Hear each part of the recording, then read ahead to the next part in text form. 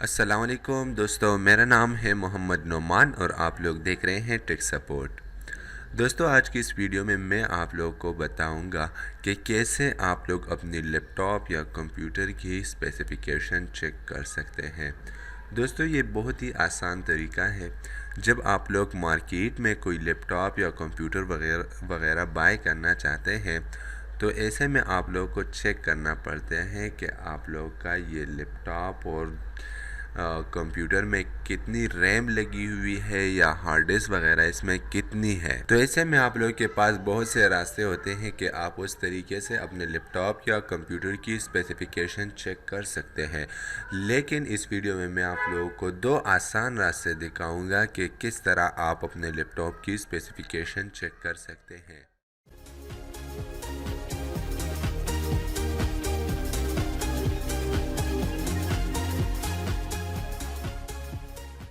तो दोस्तों, सबसे पहला जो तरीका है वो यहाँ सिंपल आप लोग माई कंप्यूटर पर राइट क्लिक कर आप यहाँ से मालूम कर सकते हैं। यहाँ पर इस पर क्लिक करके प्रॉपर्टीज़ पर,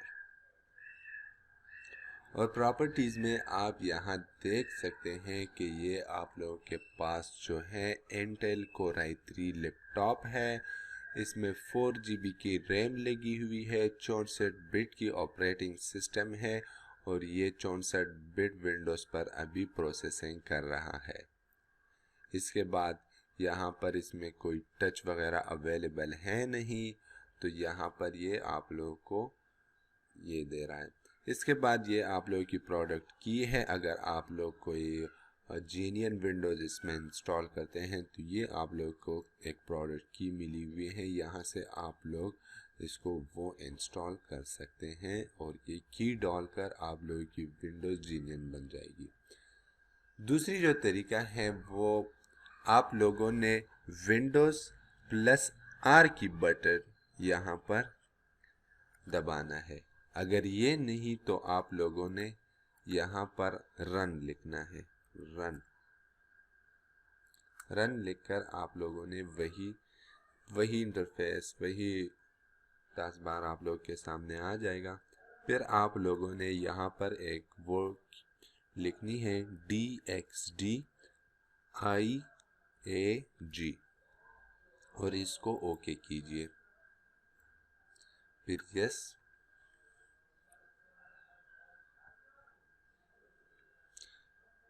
फिर ये एक इंटरफेस आप लोगों के सामने आ जाएगा।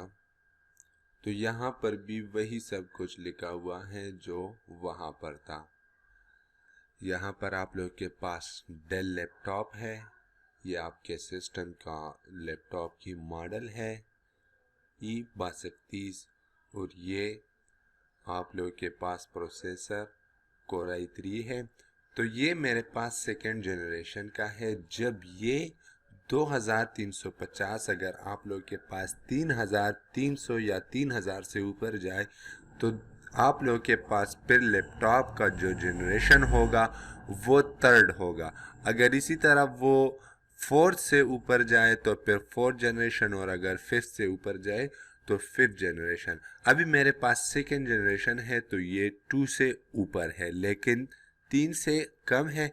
तो अभी ये मेरे पास सेकेंड जनरेशन की ये लैपटॉप है और फिर ये 2.3 गीगाहर्ट्ज़ यहाँ पर प्रोसेसर लगा हुआ है और 4 GB यहाँ रैम है।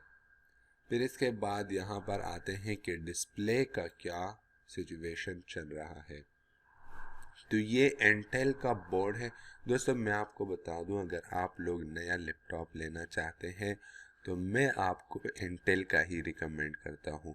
इस तरह मार्केट में एसूस वगैरह के बहुत से बोर्ड्स चलते हैं, लेकिन ज़्यादातर उसमें चिपसेट के मसले आ जाते हैं। आप लोग लेना ही है तो इंटेल का ले, AMD वगैरह को छोड़े क्योंकि वो इतने काम के नहीं होते। यहाँ पर मेरे पास 1632 MB यहाँ पर इस लैपटॉप की जो इंटरनल बिल्टन डिस्प्ले है वो है, और HD ग्राफिक कार्ड पर यहाँ पर आपको अगर कोई छोटी गेम वगैरह खेलना चाहते हैं तो बेशक वो आप लोग खेल सकते हैं। और इसी तरह ये एक हाई डेफिनेशन साउंड कार्ड इसमें खुद लगा हुआ है, और कीबोर्ड माउस वगैरह यूएसबी पोर्ट्स का भी आप यहाँ पर चेक कर सकते हैं।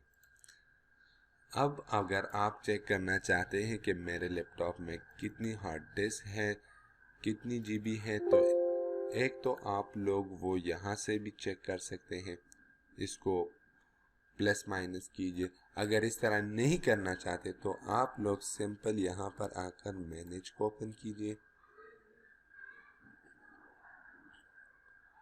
फिर यहाँ डिवाइस मैनेजर में आ जाए, और डिवाइस मैनेजर में आने के बाद यहाँ पर आप लोगों के पास डिस्क ड्राइव है, इसको ओपन कीजिए और आप लोगों के पास ये आ जाएगा।